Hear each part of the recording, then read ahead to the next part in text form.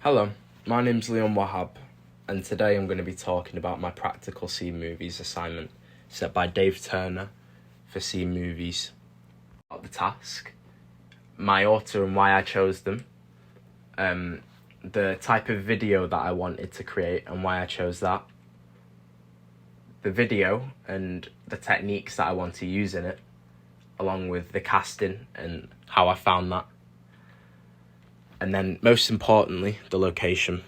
So, as you know, our tutor Dave set us the task of creating a piece of content in the style of one of these authors: Andrea Arnold, Alfred Hitchcock, Stanley Kubrick, Wes Anderson, and James Wan.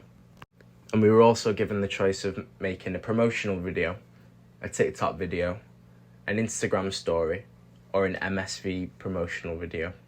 I decided to do a TikTok video, and the reason I chose to do this is because I'd seen a lot of cinematic videos that are getting a lot of recognition online for their creative use of cinematography and professional level editing, and I wanted to try it out for myself, to create a TikTok video and allow the audience to have the best experience. I've got to film it in an aspect ratio of 9:16 to give the full screen effect.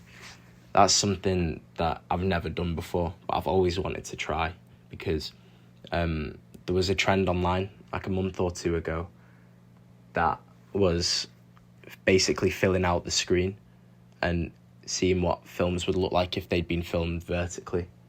And I thought it was a really interesting concept and I'd like to mess around with it. Now, once I had everything planned out and I knew what I wanted the video to be, I asked my friend Ben, that's acted in a few of my projects, if he'd like to help me film it. After deciding that I wanted to do a TikTok video, I did some research into my authors. I ended up settling on Andrea Arnold because I like the fact that she uses one character's perspective a lot of the time. She has a lot of spontaneous camera shots, which would be good for the almost documentary style that I'm going for, because I want it to be very raw. And I feel like Andrea Arnold has a lot of raw techniques that she uses. I learned that Andrea Arnold uses real-life inspirations to create her films. She's also known for having part scripted, part improvised shots, which end up giving more of that raw feeling that I'm going after. As for the real-life inspiration, I want to make a short video under a minute long, showcasing the beauty of the outdoors. My motivations behind this are people are statistically spending 90% of the time indoors, and I aim to make people aware of that. I could use a lot of wordless storytelling so the audience can put themselves in my actor's shoes, giving them that first person perspective almost. As it's going to be filmed outdoors and I want it to represent the beauty of outdoors, the location's really important. When it came to finding a place to film, I looked where Andrea Arnold filmed Fish Tank. As the budget was so low for the film, she decided to film in an existing area, meaning that she could spend more time and budget on filming. And as I don't have a budget and I don't have anyone to ask or anywhere in mind that can film that's outdoors, I decided to film at a public footpath. Now, it had its up and downs with filming on a public footpath. Obviously, the first down was that it was public, so that people were coming, and a lot of shots were ruined because someone would walk into shot or you could hear someone talking in the background. Now, when it came to the people talking in the background, I decided that my video wasn't going to have any sound except for in the beginning. That way, I was able to solely just focus on the shots I was getting, and I didn't have to worry about making sure no one was around me.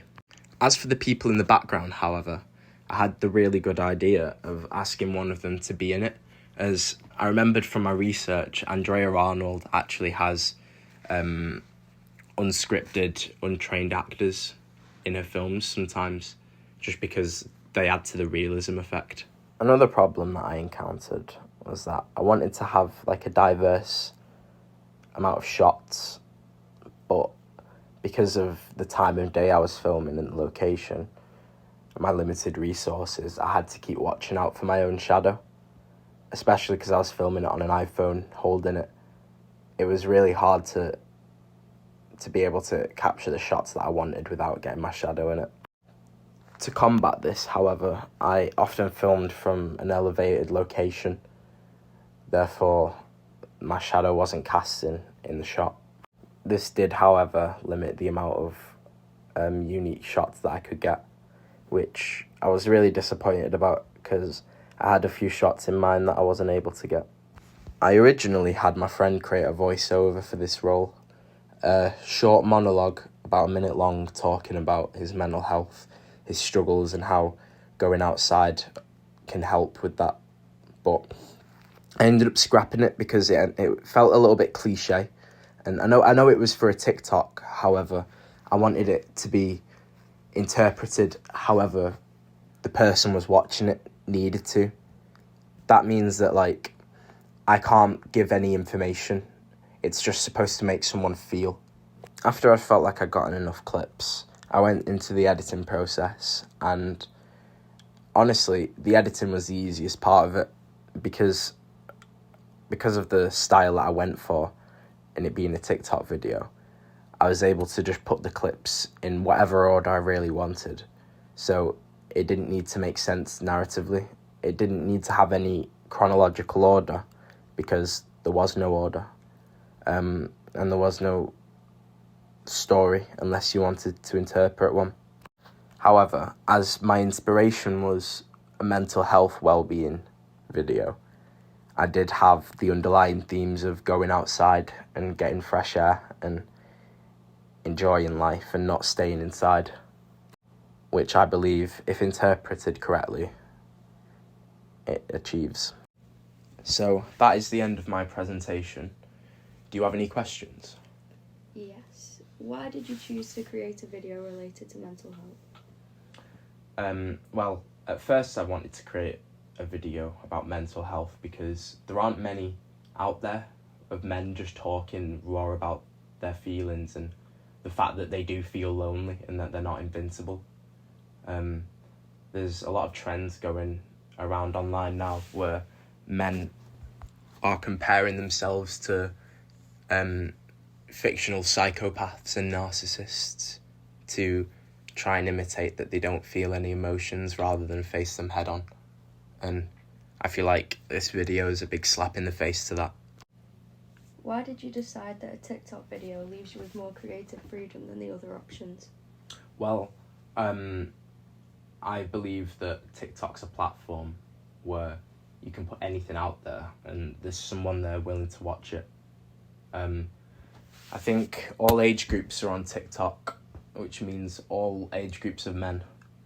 My video isn't just targeted at men, but it's men that need to hear it. And I feel like a lot of the videos that are on TikTok right now are very negative and they're spreading mass hate and trying to tear people down. And I feel like this would be a breath of fresh air on that platform. Where did you find the statistic that people spend 90% of their time indoors? That statistic came from when I was doing my research on mental health, and it came from a government study that were testing the quality of air, and they found that 90% of people couldn't answer the question because they spent so much of the time inside. What elements of this project do you think went well? I think the video came together really well. I thought it was creative and gave the message that could be interpreted anyway, which was what I wanted. I asked a few friends what they think of it, and I got a few different responses. Given the opportunity to do this project again, what would you do differently? Firstly, I'd implement a monologue. However, it would be a very unbiased monologue talking about that person specifically and what they're doing and why they're doing it without talking about their inner wants or needs.